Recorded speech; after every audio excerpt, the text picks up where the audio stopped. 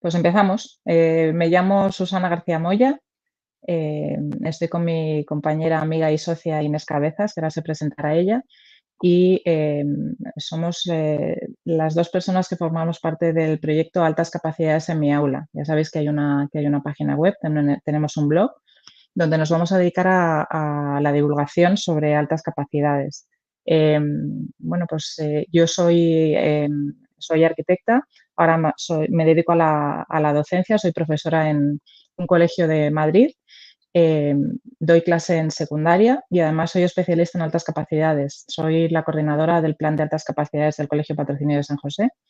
Y bueno, pues he descubierto una de las grandes pasiones de mi vida, aparte de mi familia y de dibujar.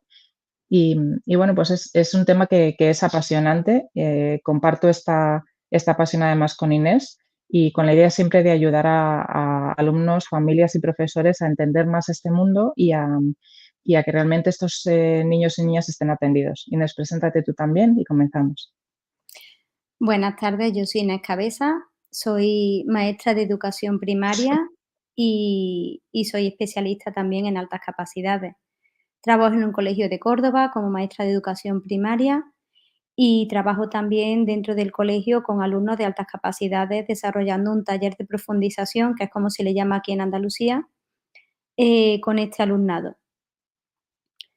Y bueno, como madres y docentes de alumnado e hijos de altas capacidades, pues nos tuvimos que poner las pilas, como se dice, y formarnos en este tema, que además ha sido un tema que nos ha emocionado, nos ha absorbido y por eso hemos pensado y estamos inmersas en este proyecto de divulgación sobre las altas capacidades en el que, como bien ha dicho Susana, queremos aportar nuestro granito de arena, aportando también recursos y materiales para docentes y para familias.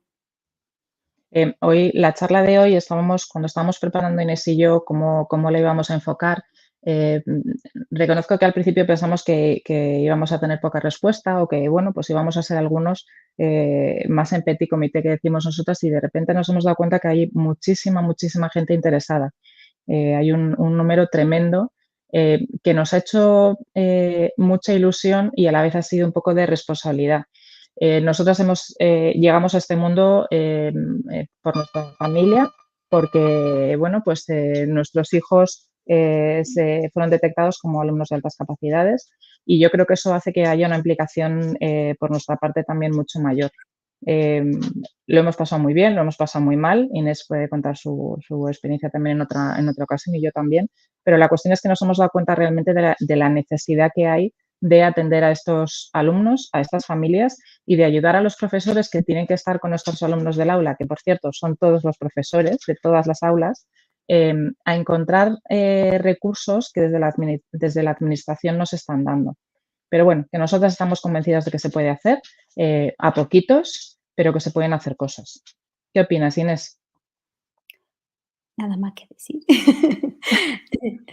No, Eh, es verdad que, este tema todavía está muy verde, ¿no? Hay muchas familias que se sienten desorientadas, antes de los diagnósticos, durante los diagnósticos y después de eso. Hay muchos profesionales que también están buscando ayuda. Mi más sincera felicitaciones, y yo creo que Susana opina lo mismo, a todos los que sois docentes, que ya seáis también familias de niños con altas capacidades o solo, habéis venido por el interés. Hay un porcentaje muy elevado en esta charla de personas que son docentes y que se han inscrito en la misma. Por lo tanto, gracias a todos por participar en esta y por querer escucharnos. Es muy y yo importante creo para. que totalmente, además, Inés, en eso que dices que después de haber pasado muchos años como familias, nos hemos encontrado con profesores maravillosos y nos hemos encontrado con profesores que eran buenísimos también, pero que simplemente no entendían de qué estábamos hablando y no entendían que esa necesidad fuera real. Yo creo que ahora mismo hay mucha más gente que o que bien lo entiende o que quiere entenderlo. Entonces, Me parece fundamental, estos días también lo he dicho en Twitter, agradeciendo muchísimo a todas aquellas personas que se quieren formar, que quieren formar parte de todo este colectivo que entendemos o que queremos entender más sobre altas capacidades. Entonces, bueno, lo que ha dicho Inés, muchísimas gracias. Y dicho esto, pues Inés, nos tenemos que poner a hablar de todas aquellas cosas que queremos contar y sobre todo de todas las preguntas que nos habéis hecho llegar, que vamos a intentar en esta conversación que vamos a tener las dos, que hemos pensado que era la forma más adecuada de hacerlo, contestar, si no todas concretamente, pero sí hemos acumulado algunas que se repetían mucho.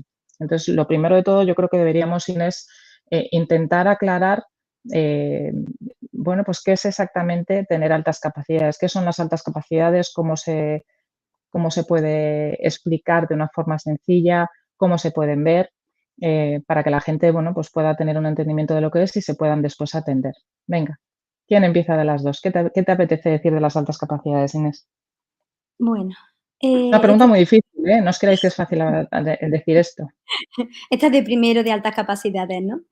Las altas capacidades no es un perfil único, no es como el niño al que llevas al oculista para ver si necesita gafas y o necesita gafas o no las necesita. Las altas capacidades es una neurodivergencia. El cerebro funciona de forma diferente, por lo tanto, es muy difícil darse cuenta. Por eso hay muchos padres que empiezan a ver características y se meten en internet y preguntan, y muchos profesionales que también empiezan a preocuparse por el tema de las altas capacidades, porque en realidad, al ser una neurodivergencia, no existir un perfil común, sino que cada persona, aparte de sus altas capacidades y de su heterogeneidad, y confluye también el tema de la personalidad, del carácter, de la evolución, con lo cual, te puedes encontrar 2 perfiles muy parecidos de altas capacidades, pero que las 2 personas lo pueden mostrar totalmente diferente, y la forma de trabajar con ellas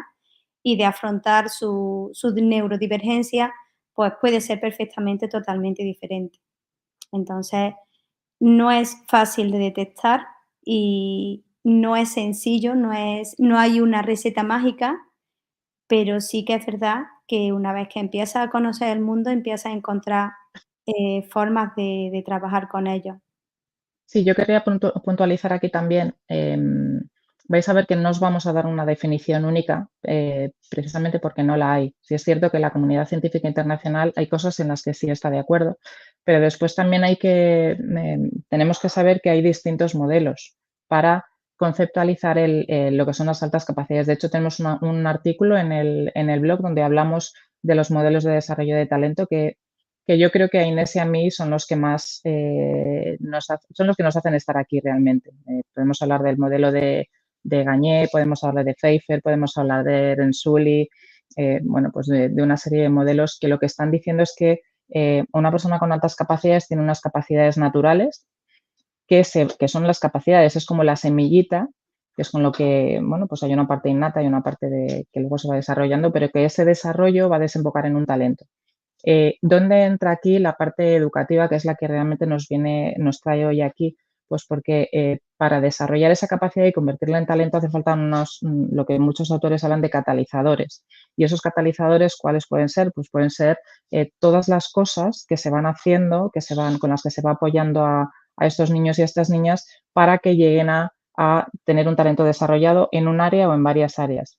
Otra de las definiciones que a mí me gustan mucho y creo que son de las más conocidas, la de la Asociación Americana de Altas Capacidades, que se parece también a una de las definiciones, la definición de Gagné. Lo que dice es eso, que son unas capacidades que están en el 10% superior, que puede ser capacidades, el potencial, puede ser ese rendimiento. Entonces, por eso os digo que no es tan fácil. Lo que desde luego no es lo que hemos estado haciendo en muchas comunidades autónomas, entre ellas Madrid, que es hablar de persona de altas capacidades, y aquí vamos con el numerito, es aquella que tiene un CI mayor de 130.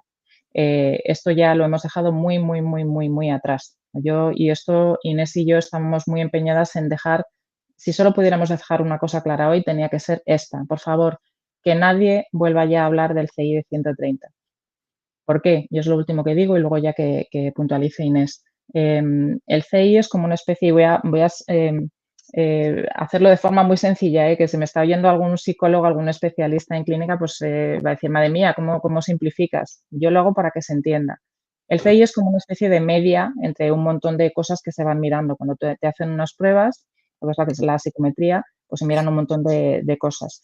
Pero lo que nos tenemos que fijar es que ahí, pues si te miran la inteligencia verbal, la inteligencia no verbal o te miran aptitudes o lo que sea, se hace una especie de media y te da ese CI, pero hay veces que un mismo CI puede tener un perfil de inteligencia totalmente distinto. Es decir, puedes tener una parte muy alta, puedes tener una parte más baja, puedes tener, de hecho, ya en la Comunidad de Madrid, que es donde yo estoy, desde hace bastante poco ya se aceptan ese reconocimiento, la etiqueta que digo yo de altas capacidades con perfiles homogéneos, es decir, que tiene las áreas que se miran, la parte verbal, no verbal, muy parecidas, aunque no sean exactamente iguales, con unos percentiles. Y luego se aceptan unos perfiles heterogéneos, es decir, que tengas una parte muy alta y que tengas la otra parte dentro de unos parámetros más baja. Entonces, resumen, CI 130 ya no se dice desde luego en Madrid, en Andalucía ahora nos comenta Inés también, pero creo que tampoco. Y bueno, pues la comunidad científica internacional ha dejado eso bastante atrás, aunque habrá personas que tengan un CI de 130, de 135 o de 157, que no digo que no, pero ya estamos en otro sitio. Inés, añade cosas que es súper importante, ¿eh? Bueno, tengo que añadir muchas cosas, pero eso es lo de siempre. En Andalucía es verdad que se contempla desde el principio el talento simple, que sería estar en un percentil de 95 superior en una aptitud, el talento complejo, que sería a partir de 80 en 3 aptitudes, y la superdotación, que sería en un superior a 75 en todas las aptitudes. Por desgracia, no existe un consenso nacional con respecto a la identificación de las altas capacidades y, lo que es peor, se confunde el modelo de los 3 anillos de Renzulli, que es un modelo para atender al alumnado, con un modelo de identificación, con lo cual, pues pasa lo que ha pasado en Madrid cuando han tenido el punto de 130. Y y bueno, las altas capacidades es una temática muy incomprendida. Las familias con altas capacidades nos sentimos incomprendidos porque, claro, existen muchos mitos que vuelan a su ancha, tanto en la sociedad como en la aula, porque no hay formación, no hay una formación inicial correcta en las facultades, ni de magisterio, ni de psicología, ni de pedagogía. Pocas facultades pueden decir que tienen profesionales especializados en las altas capacidades. Al no tener una formación, por desgracia, lo que habita es un mito, es una falacia, es una mentira, y entonces nos dejamos llevar por estas cosas. Y uno de los mitos más extendidos es que estos niños no tienen necesidades. ¿Cómo va a tener necesidades un niño que es muy inteligente? Pero es que no se trata solo de tener más inteligencia. Por desgracia, todos los niños de altas capacidades tienen necesidades. ¿Por qué? Porque esto es como cuando tienes una enfermedad, y no estoy diciendo para nada que esto sea una enfermedad, pero cuando tú tienes una enfermedad tienes unos síntomas normalmente. Si tú tienes anemia, tú te sientes cansado y tienes una serie de síntomas. Pues aquí no se trata de que te pongan la etiqueta de altas capacidades, ¿no? Es que yo he escuchado a muchas personas decir, no, a mí no me gusta que le pongamos la etiqueta a los niños. Bueno, pero si un niño necesita gafas, le pondrás la etiqueta de que necesita gafas, ¿no? Ahí no se discute nada.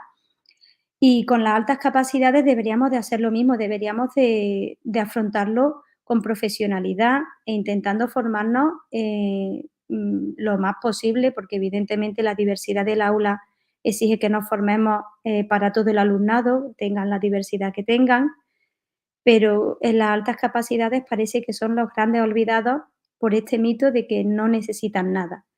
Y todos los alumnos de altas capacidades tienen necesidades, porque yo voy a poner un ejemplo que se pone mucho, y es que los alumnos de altas capacidades son alumnos con un gran potencial, es decir, que tenemos un Ferrari en clase, lo mismo que tenemos un montón de coches diferentes.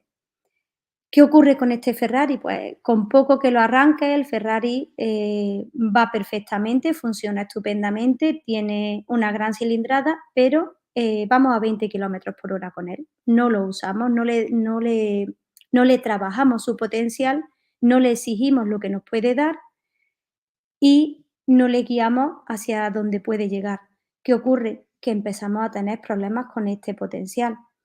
Yo entiendo que profesores y docentes sin formación, porque no nos dan una formación adecuada y no vamos a entrar en el porqué de esto, porque no es el origen de esta charla ni el objetivo de la misma, pero tenemos un déficit de formación y por lo tanto es muy difícil ver las necesidades de estos niños, es muy difícil entender que tenemos que potenciarlos, entender que tenemos que complicarle la vida, y yo a los profesores de mi hijo se lo digo así de claro, es que tienes que complicarle la vida, es que si le exiges lo mismo que a todos los compañeros, él no necesita esforzarse, porque es muy fácil para él entender lo que a otros les resulta más complicado. Pero a su vez, hay que graduarle. Es decir, tú no le puedes exigir más y dejarlo abandonado, ¿vale? Con lo cual, pues necesitamos medidas de aula ordinaria para poder verlo. No nos podemos quedar en yo no lo veo, a mí no me parece, porque a simple vista los niños de altas capacidades no son fosforescentes, no se tienen que ver diferentes. Ahí viene un poco a colación una de las preguntas que nos hacían y era esa, que si todos los alumnos de altas capacidades tienen necesidades, porque en alguna ocasión pues además nos ha llegado alguna pregunta, pero ya nos lo habían dicho familias y alguna de nosotras, no voy a decir quién, lo ha vivido con sus hijos, pues le hacen las pruebas a tu hijo o a tu hija, detectan que tienen esas altas capacidades, le consideran un alumno ACNEAE, pero pues desde el centro educativo, con su mejor intención, como el niño en ese momento está bien, tiene unas notas de notable para arriba, parece que está bien adaptado, el niño o la niña no pide y entonces lo que te dicen es tiene altas capacidades, pero en realidad no necesitamos hacer nada. Entonces, bueno, pues lo vamos a dejar en observación, a ver qué va pasando. Entonces, bueno, esta pregunta la tenemos que contestar. Ya Inés creo que ha dado un montón de pistas. La respuesta es no, lo siento, pero ese alumno tiene o esa alumna tiene altas capacidades precisamente por eso, porque es que su cabeza, su mente funciona de una forma distinta. Tener altas capacidades no solo es que aprendo matemáticas muy rápido o que aprendo lengua muy rápido o que me sé un montón de países del mundo y todas las características, no. Es que precisamente esa inteligencia más elevada lo que hace es que tú percibas y sientas el mundo de una forma distinta. Y por eso siempre decimos, los que trabajamos con gente con altas capacidades, lo decimos, los alumnos con altas capacidades no solo tienen necesidades académicas, sino que tienen necesidades sociales y emocionales que son algo diferentes a otras personas que no tienen altas capacidades. Precisamente eso, su inteligencia les hace percibir el mundo de una forma diferente, más profunda. Los estímulos los recibes como mayores. Yo tengo una amiga mía hace tiempo, me ponía un ejemplo que se me quedó grabado hace mucho tiempo, hablando de adolescentes de altas capacidades. Y decía que si tú, imagínate una hora punta, voy a poner en Madrid, que es donde yo vivo, y el tráfico en Madrid os aseguro que es de lo más interesante en horas punta. Y decía que un adolescente que no tiene altas capacidades sube en hora punta a un autobús en Madrid, estos que están llenos, y bueno, pues igual tiene 20 estímulos distintos, el ruido, la gente, los comentarios, no sé cuántos, la temperatura, y un adolescente con altas capacidades igual tenía que recibir 200 estímulos. Entonces, gestiona tú eso siendo adolescente, siendo altas posibilidades de que seas tremendamente sensible y con toda esa información que te está llegando y la estás procesando de una forma distinta. O, por ejemplo, los alumnos de altas capacidades, por ejemplo, suelen tener un pensamiento arborescente. Ante una pregunta, ante un estímulo, en vez de dos respuestas, de repente aquello empieza a ramificarse y empiezan a aparecer 200.000. Y eso también es muy complicado de gestionar, ¿vale? Más cosas, estamos mezclando un montón, pero yo creo que es la forma también de que veáis la realidad, porque creo que es un poco de sufrimiento para nosotros, pero también es una ventaja, y es que Inés y yo estamos en el aula. somos madres de niños, de chavales ya de altas capacidades, pero estamos en el aula, con lo cual vemos alumnos de altas capacidades todos los días, en todas las aulas, estén identificados o no. Y vemos esa parte de alumnos que van languideciendo, alumnos que van quedando, ese potencial que los ves en los primeros años se va adormeciendo. Pueden quejarse, pueden no quejarse, pero se va adormeciendo. Por eso es tan, tan, tan, tan importante y no nos vamos a cansar de decirlo allá donde vayamos, en charlas, en talleres, en conversaciones privadas o públicas, que hay que detectar, hay que identificar y hay que evaluar las altas capacidades cuanto antes mejor. Y de hecho la ley lo dice así, detectar las necesidades lo más tempranamente posible, porque si no lo que estamos haciendo es poniendo parches. Porque cuando con toda la buena intención del mundo en un colegio te dicen, mira, el niño o la niña está bien, tiene altas capacidades, no necesita nada, en ese momento el problema quizá no ha aparecido. Pero cuando el problema aparece, que es decir, ahora ya es que el niño saca malas notas, o es que ahora el niño ya se está portando mal, o es que el niño ahora ya somatiza, que luego hablaremos de esto, es que entonces el problema ya está ahí. Entonces, ya no es una cuestión solo de desarrollo de talento, que también, pero que no es la única, es una cuestión de desarrollo personal, de desarrollarte conforme a cómo sientes y cómo piensas, de llegar a ser una persona con un desarrollo armónico, que tanto la parte emocional como la parte social, como esa parte de aprender, de esa ansia que tienen estos alumnos de aprender, esté realmente atendida y desarrollada. Así que a la pregunta que nos habéis hecho varias familias y varios docentes de en educación infantil, ¿hay que evaluar y hay que atender? Absolutamente sí, absolutamente sí. Y cuando nos preguntáis cuándo es recomendable evaluar, cuándo es recomendable atender, pues siempre es recomendable lo antes posible. La LOMLOE en su desarrollo y luego en los desarrollos de las diferentes comunidades se pone claramente, se debe atender a la diversidad, no tan solo a las altas capacidades, desde el momento de los primeros indicios y a las familias se las debe de escuchar. La mayoría de las familias, aproximadamente el 90% de las familias, cuando van a los tutores y al centro escolar a expresar sus miedos, sus preocupaciones, porque tienen ya unos primeros indicios de altas capacidades y, como decimos, entran en Internet, empiezan a consultar, ellos no van buscando altas capacidades, ellos van buscando solución a una preocupación, van poniendo las características de su hijo y le suelen salir altas capacidades. Cierto. Haya o no una doble excepcionalidad que puede haberla.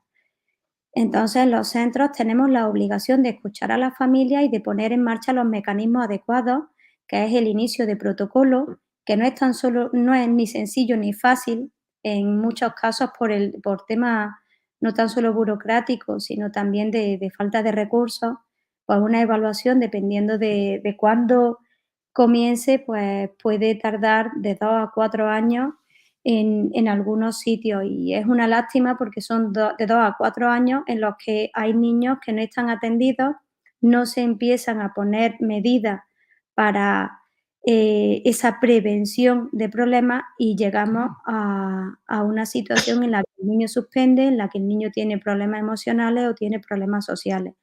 Y el evaluar lo antes posible es para prevenir esos posibles problemas. La educación preventiva, el trabajo preventivo es el más importante de todos. Y además es que es en todo, o sea, de hecho cuando tienes, ya os he dicho Inés, la alta capacidad bien llevada es un regalo, no estamos hablando de una dificultad, de una enfermedad, ¿no? Pero claro, todo al final necesita ese apoyo. Estoy ahí un poco perdida porque están poniendo también en el chat que en algunas comunidades autónomas se les dice que hasta primaria que es mejor no evaluar o no identificar que son muy pequeños. Yo no me sé la normativa de todas las comunidades, pero desde luego en la Comunidad de Madrid hay ciertos programas, por ejemplo el PEAC, el Programa de Enriquecimiento Educativo de la Comunidad de Madrid para alumnos con altas capacidades, en los que se admite a los alumnos en primero de primaria.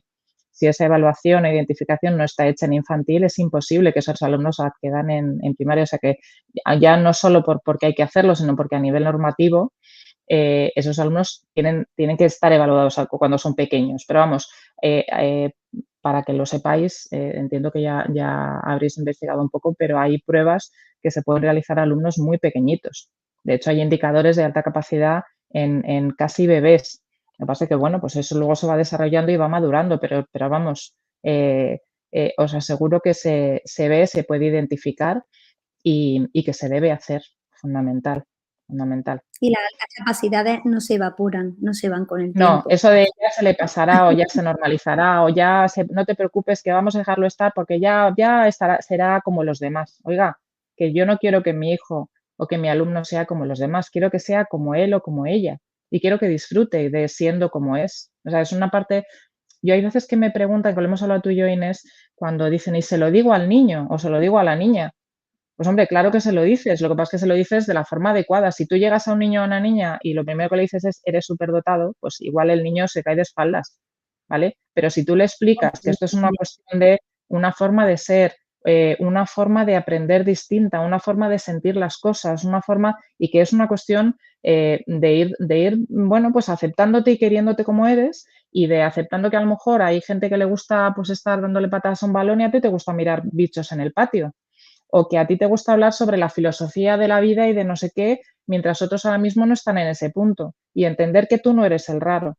Ya, a mí me parece fundamental que nuestros hijos y nuestras hijas y los alumnos crezcan sabiendo que diferentes somos todos, pero que su diferencia es igual de habitual que cualquier otra o igual de normal, o la palabra normal no me gusta, pero para que quede claro, o sea, que cada uno es como es y no pasa nada. O sea, para mí el autoconocimiento es uno de los mayores regalos que podemos hacer a nuestros niños, a nuestras niñas y a nuestros adolescentes. Yo recuerdo no recuerdo si fue el curso pasado, yo creo que te lo comenté, Inés, hablando con creo que era un alumno de quinto de primaria, que me tocó a mí, que además a mí me encanta contarle la parte de qué era exactamente tener altas capacidades y cómo afectaba, cómo no afectaba. Nos estuvimos riendo, le conté pues, una historia que cuento yo de una semilla, que si la cuidas, bueno.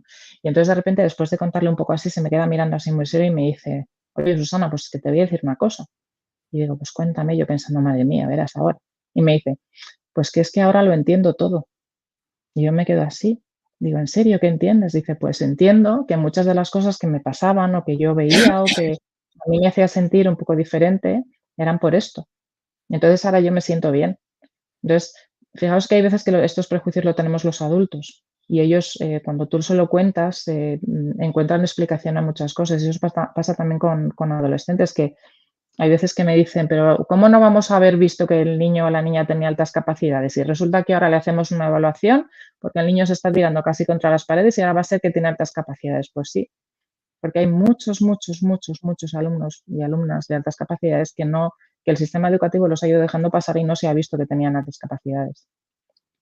Y Es a lo así, largo pero de y hay adultos, hay gente que va, bueno, pues por circunstancias varias, hay muchos padres de niños de altas capacidades que empiezan a identificarse con las cosas que le han pasado a los niños y se hacen una identificación de adultos. Pero bueno, eso ya es otro tema. Es que Inés y yo tenemos que medirnos con las cosas que decimos porque podemos estar 2 o 3 horas hablando. Yo también quiero deciros que aunque es cierto que la charla es absolutamente hablar de altas capacidades, y que siempre vamos a animar a que se hagan evaluaciones tanto en los centros, en los colegios, como si por la razón que sea no es posible en un colegio que se hagan valoraciones privadas para realmente conocer el perfil del alumno.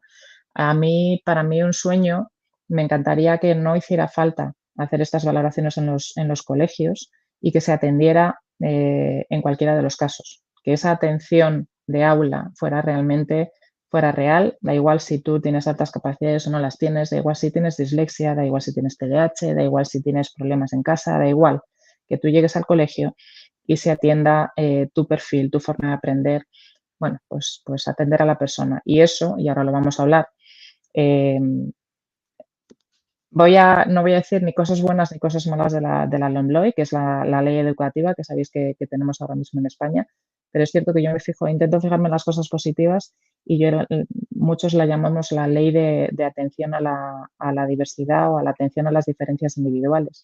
La ley ahora mismo nos permite hacer un montón de cosas en el colegio, muchísimas cosas para las que no tenemos que tener ningún tipo de diagnóstico, informe ni etiqueta.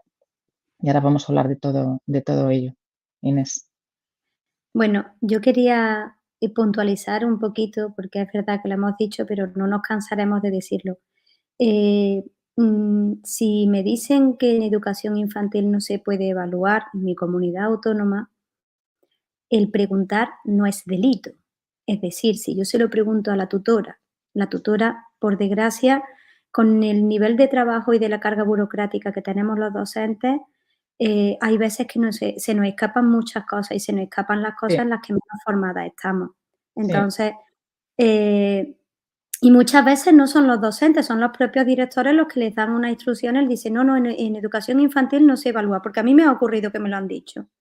¿Vale? Y luego te lees la ley y dices, no, no, pero si aquí dice que tiene que evaluarse conforme se detecten los indicios. Y los indicios los pueden detectar la familia o los pueden detectar el tutor. Con lo cual, se debe evaluar en educación infantil. Si os dan una respuesta negativa, con mucho respeto, con mucha educación, vais al siguiente nivel. Habéis hablado con el tutor, se habla con dirección, se habla con inspección, con mucho respeto. Y eso no significa que estáis atacando al centro. Estáis preguntando los derechos de vuestros hijos, que tenéis derecho a preguntar. No es malo, no nos van a pegar, no nos van a poner una etiqueta, ni nos van a tomar manía porque preguntemos y porque nos asesoremos, porque es un derecho de nuestros hijos que nosotros estemos informados de la educación suya, ¿vale? totalmente, Y bueno, totalmente. aquí hay una chica que ha La estoy comentado leyendo. que hay una niña con discapacidad visual, si se puede poner el comentario en pantalla. Bueno, pues si no se le han adaptado las pruebas, existe un equipo específico de altas capacidades, creo que existe en todas las comunidades. En Andalucía existe un equipo de altas capacidades formado por un orientador y un maestro o maestra en cada provincia. En Madrid también existe un equipo de altas capacidades formado por una serie de profesionales y se puede consultar con ellos, se les puede pedir a los centros que hagan las consultas oportunas y que valoren si esas pruebas se pueden pedir, pero evidentemente las altas capacidades son transversales a toda la sociedad. La puede tener una persona con dificultad visual y además quedarse en 128 no es quedarse fuera de las altas capacidades, eso es tener altas capacidades y encima Efectivamente. no se le han adaptado, lo que tenemos que hacer es completarle con unas pruebas con una adaptación adecuada a su condición. Claro, es que lo que no se puede pensar es que una persona que tenga cualquier tipo de dificultad no tiene altas capacidades o al revés. De hecho, no lo hemos nombrado, pero también tenemos que hablar de la doble excepcionalidad. La doble excepcionalidad es que tú puedes tener altas capacidades y cualquier otra cosa, cualquier otra dificultad de aprendizaje o una dificultad visual o auditiva o motriz, o puedes tener, yo qué sé, puedes tener una Otra dislexia, puedes tener neurodivergencia, cualquier esa otra, cualquier otra. Entonces, lo que no parece justo es que una persona que ya tenga una dificultad, como una dificultad visual, se le pasen las pruebas exactamente igual que si no la tuvieras. Es como, por ejemplo, si le quieres pasar unas pruebas a un alumno cuya lengua materna no es el castellano o no es el inglés, y se las van a pasar en francés o se las van a pasar en otra cosa, porque, bueno, pues es que tú no puedes valorar bien a un alumno que está haciendo las pruebas en un idioma que no es el suyo, o no puedes valorar bien a un alumno que no ve bien las pruebas, o no puedes valorar bien, igual de bien a un alumno que no oye bien lo que le estás diciendo, o un alumno, por ejemplo, que tiene un mutismo selectivo. Entonces, evidentemente, las pruebas de alta capacidad, hay muchas formas de evaluar la alta capacidad. Lo que son las pruebas psicométricas, hay muchísimas, que no os digan que solo está el WISC, porque no es cierto, hay muchísimas. Y desde luego, ahí está un poco la pericia del evaluador. Tiene que ir valorando en qué situación emocional está el niño, si el niño está cansado, por favor, que no le saquen de su asignatura favorita para hacerle las pruebas, que no le saquen de educación física si resulta que lo que más le gusta en el mundo es jugar al fútbol, o que no le saquen pensando que tiene que hacer unos ejercicios y luego le van a poner más deberes para casa, ¿no? Quiero decir que es que hay que medirlo todo, pero desde luego, yo eso que está poniendo Patricia, y si te quedas en el 128 en una niña con discapacidad visual, porque me parece una barbaridad. Independientemente de lo del 128, que eso también tendríamos que discutirlo. No sé en qué comunidad estás. Desde luego en Madrid ya no estamos hablando de 128, 127 ni nada, estamos hablando de percentiles. O sea que, por favor, con ese comentario entiendo que te han dicho, Patricia, si es en Madrid, no nos sirve, ¿eh? No nos sirve. Estamos hablando de percentiles, por favor.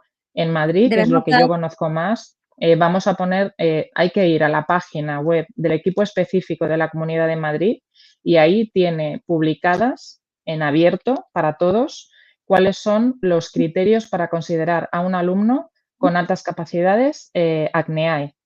Y desde luego no es ni 128, ni 129, ni 130, por favor.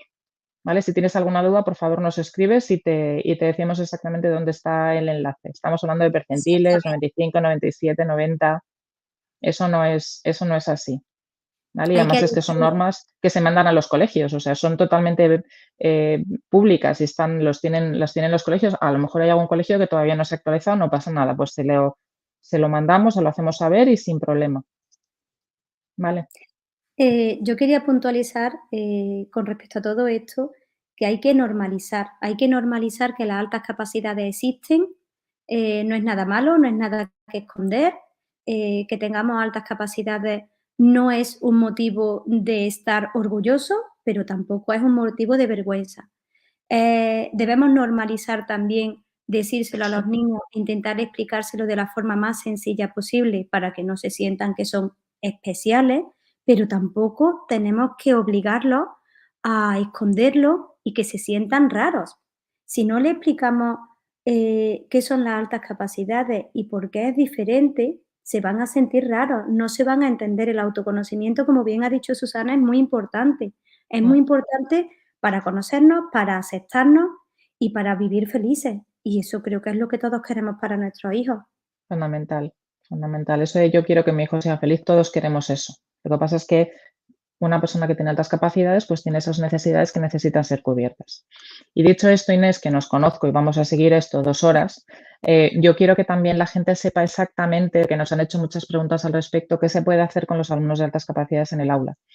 Y vamos a hablar un poco en general, os pondremos algún ejemplo y os remitimos luego a nuestro blog donde vamos a estar desarrollando un montón de entradas, un montón de cosas que podáis, cuando empecemos con los podcasts, empezaremos a hablar también, pero para que podáis saber si eres un profesor, qué puedes empezar a hacer en el aula, dónde te puedes empezar a formar y si eres una familia, de qué puedes hablar en el colegio, qué puedes pedir que se haga con el alumno, porque, bueno, pues está haciendo ya en aulas y es lo que nos está recomendando el equipo específico. En concreto, yo puedo hablar de Madrid.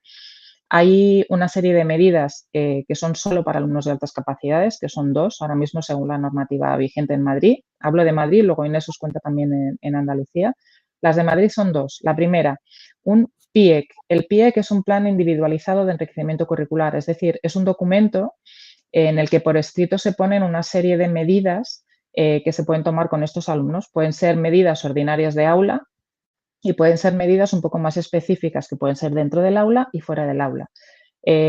Ahora os vamos a poner una serie de cosas, pero bueno, vamos a hablar de evaluación previa, de compactación de currículo, de enriquecimiento, sobre todo es de enriquecimiento. Si estas medidas no funcionan, entonces pasamos a las siguientes, que son la flexibilización. En Madrid ahora mismo solo está contemplado la flexibilización de curso completo. ¿Vale? O sea, es saltarle un curso. Si el niño está en segundo, se pide una flexibilización y pasa a cuarto saltándose tercero. Esas serían las medidas específicas en Madrid.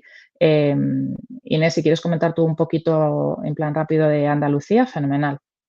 En Andalucía se parecen mucho, pero no son exactamente iguales. En Andalucía, cuando un alumno es evaluado y tiene altas capacidades, o incluso cuando es un alumno altamente motivado y las recomendaciones del orientador son que se realice un plan de profundización, que es lo mismo que el plan de enriquecimiento, el PIEC de Madrid, el tutor y los docentes de las asignaturas en las que se propone ese plan de profundización tienen que trabajar con este alumnado profundizando en los contenidos. No significa ampliando, no se trata de que si los demás están sumando y él ya sabe sumar, vamos a empezarlo con la multiplicación porque eso sería una medida específica para el alumnado de altas capacidades, pero para el caso de los que tienen un perfil homogéneo de sobredotación de por encima de 130, que tienen un perfil de 75 en todas las actitudes y son los únicos que pueden pasar de curso. Entonces, se le puede proponer a pasar de curso si socialmente, emocionalmente y académicamente se le ve preparado tanto por la familia como el orientador o el equipo de orientación y el equipo educativo. Muchas veces lo que ocurre es que, aunque el niño está preparado, hay problemas emocionales que surgen de ese problema académico, y los padres vemos que evidentemente que sí que tiene una madurez superior, pero que luego no tiene eh, una, una actitud lo suficientemente madura para llegar. Pero es que estamos hablando con niños, de niños con un desarrollo asincrónico, ¿vale? Niños que su capacidad, sus altas capacidades les permite tener una madurez superior, pero que evidentemente no tienen la edad ni la actividad experiencial para tener una madurez a nivel personal que acompañe esa madurez. Entonces, cuando los padres tengáis dudas, que sepáis que siempre se puede volver para atrás, siempre se puede deshacer una flexibilización y que es, en la mayoría de los casos, es positiva para el alumno, con lo cual, no tengáis miedo a lo desconocido y intentad todas las medidas que se os propongan.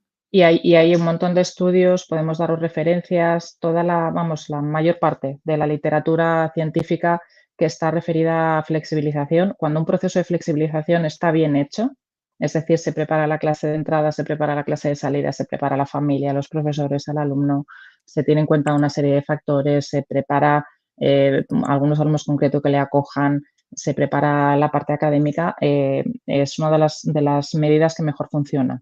Lo que pasa es que, bueno, pues no sirve para todos los alumnos, hay que mirar un poco el perfil de cada uno.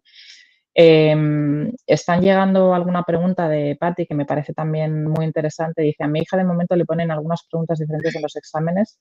Algunas veces hemos hecho proyectos, pero los trabajamos en casa y luego los presentamos en clase. A ver, que se hagan preguntas distintas en los exámenes, pues mira, no me parece mal siempre y cuando tú hayas preparado al alumno en clase trabajando preguntas diferentes en clase para que ese razonamiento sea acorde a lo que tú luego le vas a poner en un examen, porque en lo que estás haciendo, vamos a ver, cuando tú estás valorando un examen, no estás valorando si hace bien el examen o no. Lo que estás valorando es si el objetivo que quieres evaluar en ese examen lo estás viendo que lo tiene conseguido. Es decir, ha aprendido una cosa y yo en el examen valoro que lo ha aprendido.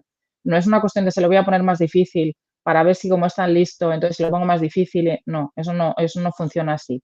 Pero bueno, es una cosa que puede ser si el niño es de estos niños que a lo mejor con cosas fáciles se despista y prefiere estar un poco más concentrado y le mola el tema de un poquito más difícil o conseguir algo un poquito más desarrollado.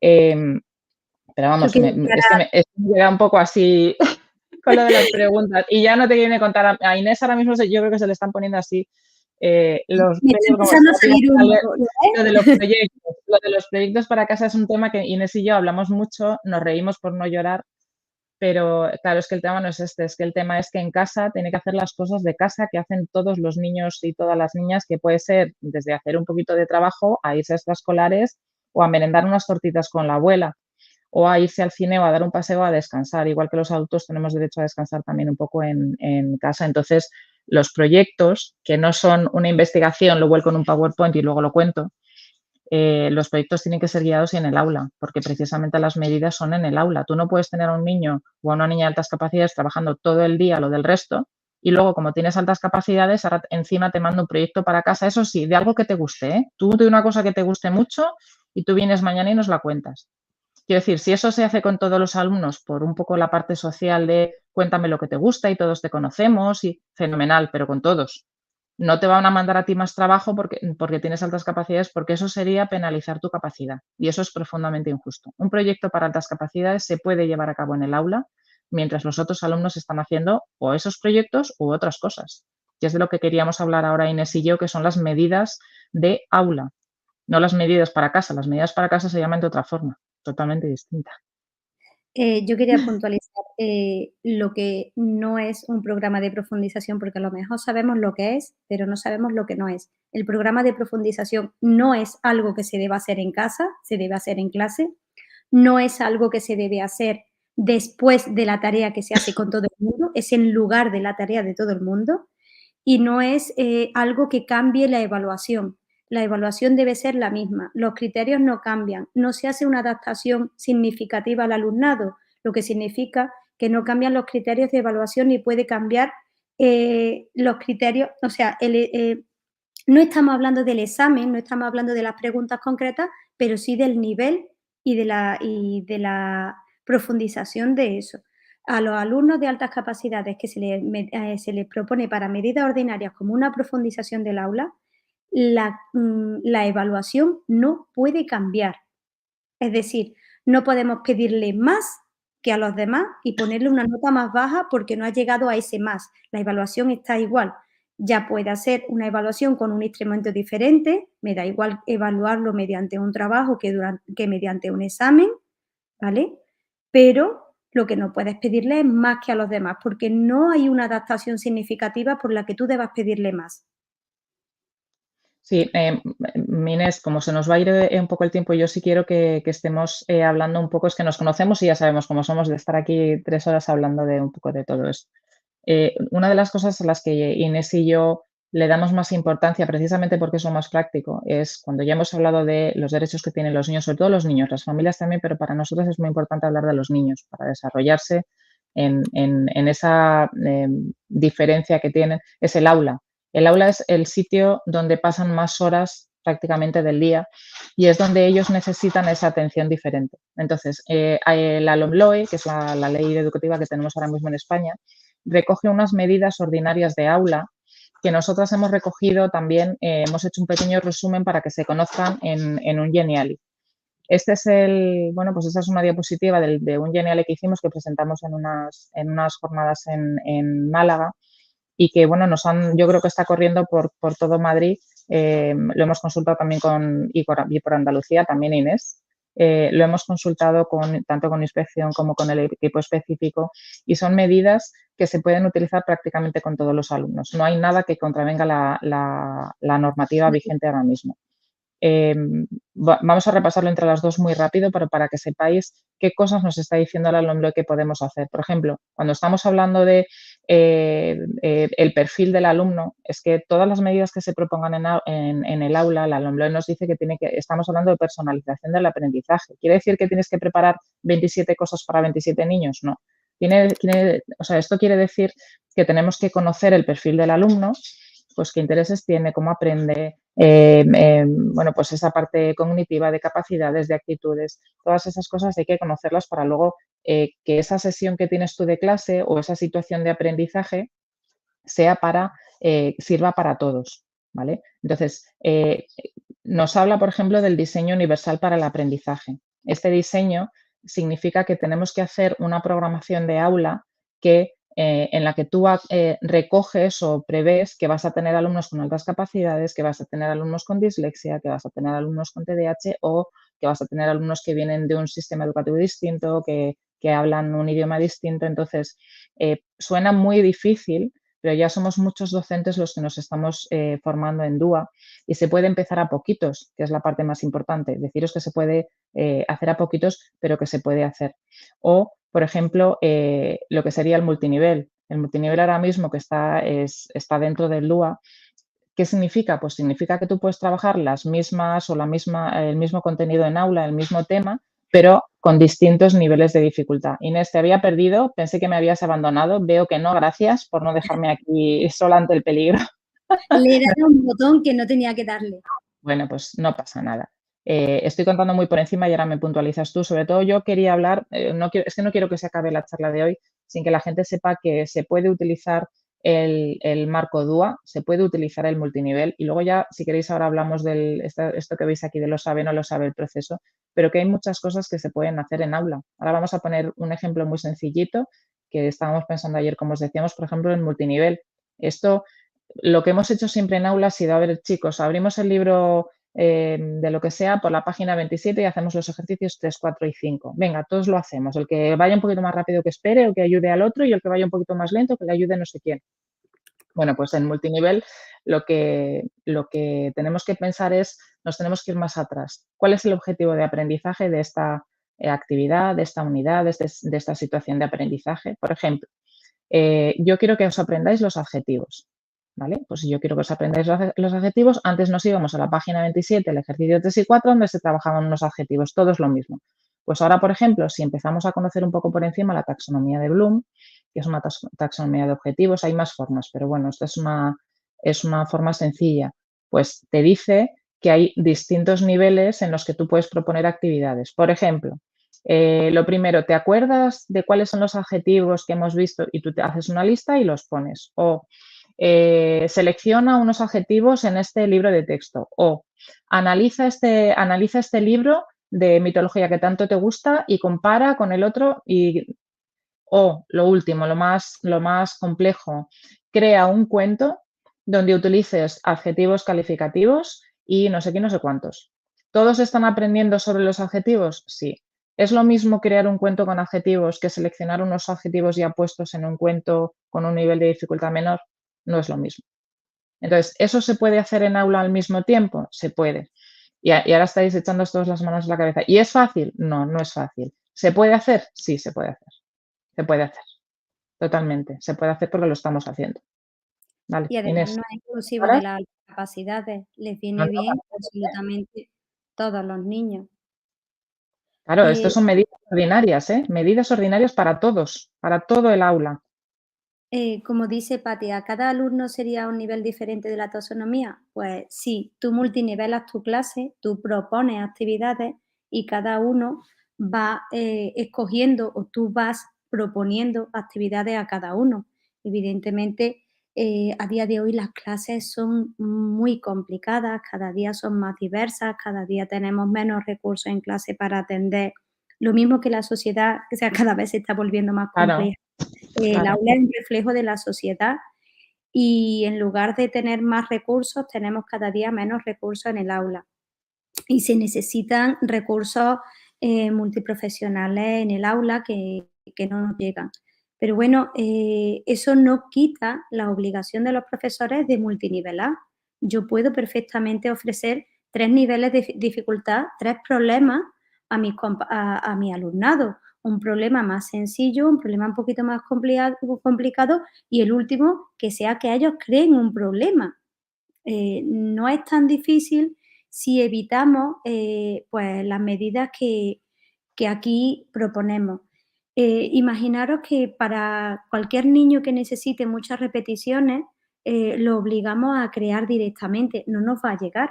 Pero es que si a un niño que sabe y conoce los adjetivos, ponerlo a repetir ejercicios es algo muy aburrido, algo que lo obliga a desconectar, algo que lo hace ser disruptivo y de ahí vienen los problemas emocionales y sociales y evidentemente al final acabamos con problemas de desconexión académica y con suspenso.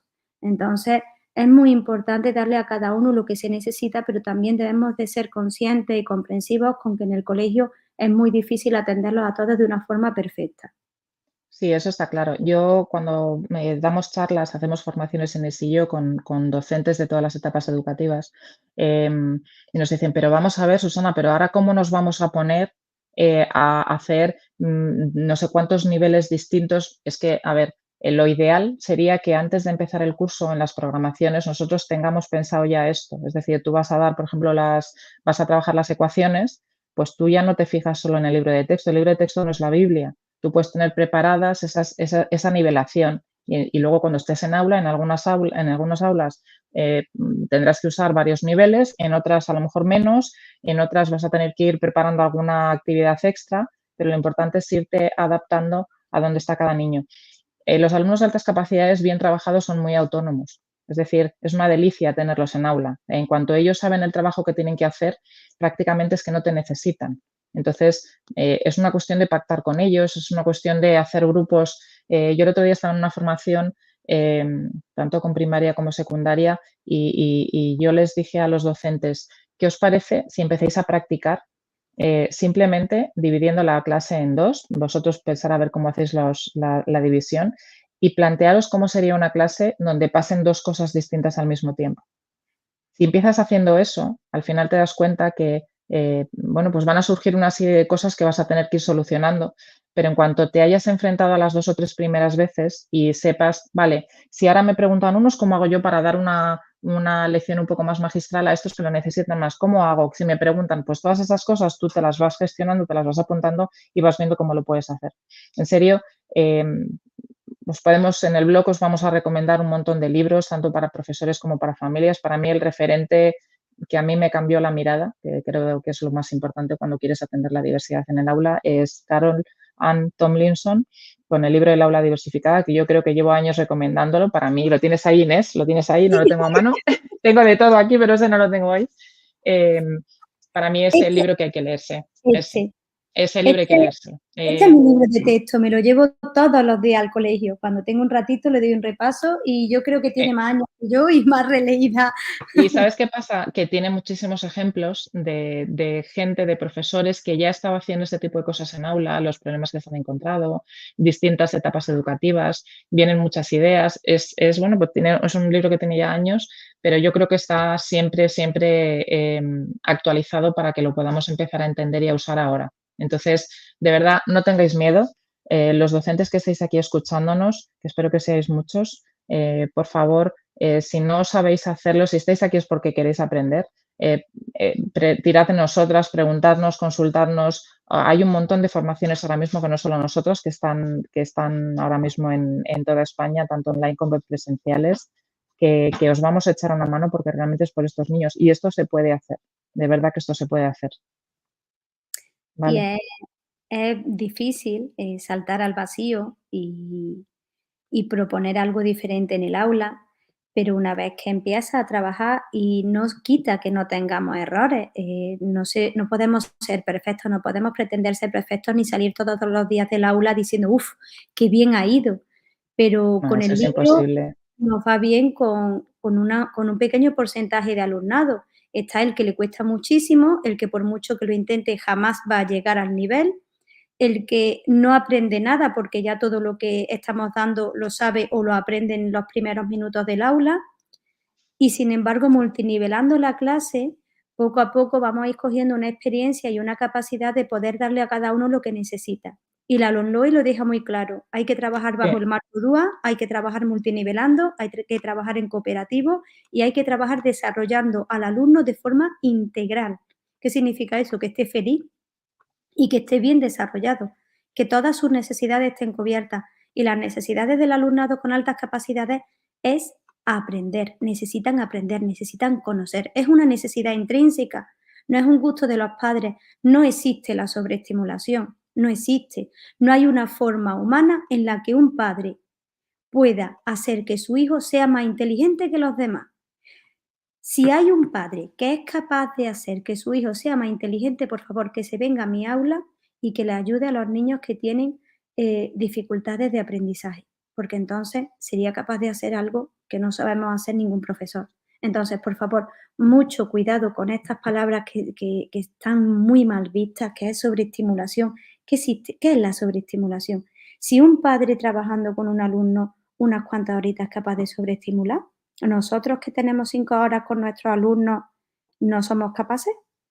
Entonces, tenemos que ser conscientes de que todo lo que digamos debe de ser desde la profesionalidad y desde la experiencia y no desde los mitos y las medias verdades que existen en la sociedad, que evidentemente existen, pero tenemos que intentar evitarlas en la medida de nuestras posibilidades. Eh, Eh, Superhero, pues sí, tu hijo es el rey del masking y el mío también.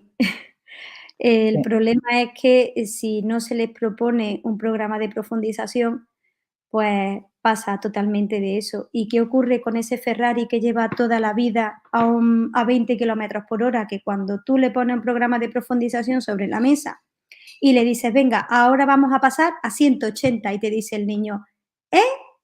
No.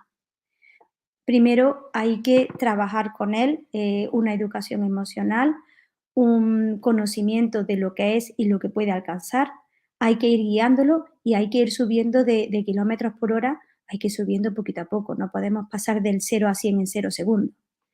Sí, Y en ese sentido, Inés, muy importante también. Cuando nos dicen, hay algunos profesores que ya tenemos que ir terminando, que nos dicen, es que yo le ofrezco al niño o a la niña y es que o no lo quiere, o es que no lo sabe hacer, o es que le pongo un trabajo mucho más profundo o más complejo y es que no sabe o no lo hace tan bien. Claro, es que la ciencia infusa no existe. Todo trabajo que tú quieres que llegue a ser hecho tiene que ser enseñado primero. Entonces, lo que decía Inés es fundamental. Tenemos que ir poco a poco, tenemos que ir acostumbrándoles a ir un poquito forzados, un poquito, porque si todo es sencillo en primaria, vosotros sabéis que el bajo rendimiento que se da a partir del segundo o tercero de la ESO se ha gestado en primaria, no es solo de secundaria.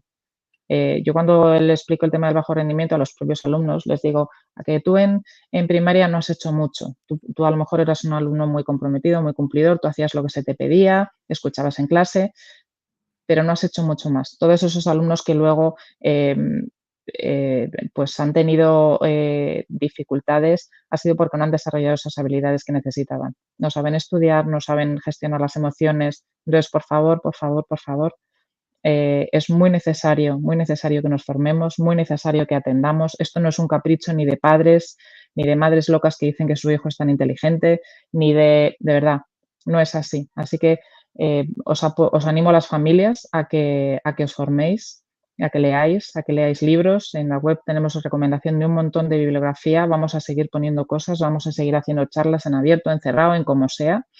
Y también que animéis a los centros y vosotros, profesores que nos estáis escuchando, que os forméis, que nos pidáis ayuda a nosotros o a cualquier otra organización o persona que esté divulgando sobre el tema de altas capacidades, que tengáis cuidado también qué cosas leéis y escucháis, porque también hay que saber un poco elegir, que busquéis siempre la sensatez y que desde el aula se pueden hacer muchísimas cosas y que como me decía uno de mis hijos cuando era pequeño, me decía, no es que no se pueda, es que todavía no sabes cómo. Y eso para mí es fundamental. Todo se aprende, nosotros también, como docentes y como familias. Inés, se nos quedan un montón de cosas en el tintero. Como siempre, podríamos haber seguido. Hay algunos profesores, algunas familias que nos estáis dejando ahí preguntas. Os animamos a que nos escribáis o bien por Twitter, Facebook, Instagram, en redes sociales, lo que queráis, o bien al blog directamente. Nos podéis contactar si queréis que hablemos en privado en algún momento. Pues ahí estamos.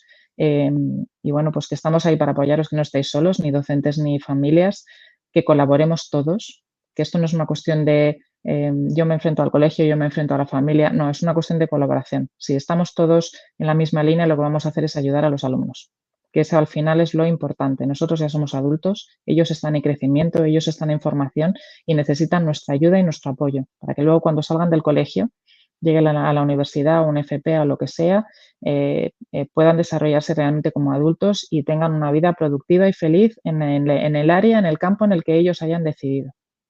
Vale. Pues Inés, no sé si eh, quieres decir alguna cosa más. Por mi parte, muchísimas gracias a los comentarios estupendos que nos estáis dejando por ahí. Es una ilusión enorme. Nos sacáis un poco los colores, pero me hace muchísima ilusión leeros. Inés, termina tú con lo que quieras. Nos vais a seguir oyendo, que lo sepáis. Por desgracia, sabíamos que esto no iba a pasar, aunque hemos intentado evitarlo, Nos hemos pero dejado muchas cosas. yo creo que no hemos dejado más de la mitad del índice sin hablar Bueno, siquiera, pero no, bueno, podemos hacer un post y ahí respondemos a algunas cuantas cosas, ¿te parece? Y así se quedan las cosas sin contestadas, que me da rabia que hay mucha gente que nos ha hecho preguntas y no hemos podido contestar todos. y vamos a hacer más sesiones de estas, más talleres y Genial. trabajaremos otras temáticas y bueno, esperamos poder ayudaros, en todo lo que en todo lo que es nuestra experiencia como madre y como profesora. Y como ha dicho Susana, insistiros, escribirnos, preguntarnos. Estamos a vuestra entera disposición. Nuestra única intención es que se hable de las altas capacidades, cada día se escuche más, cada día se conozca más y queden desterrados todos estos mitos que nos hacen tantísimo daño a nosotros y a nuestros Eso hijos. es, eso Y es, que el día de mañana, cuando nuestros nietos estén en la escuela, estas charlas no sean necesarias. eso es. Muchísimas gracias a todos y un beso enorme. Gracias.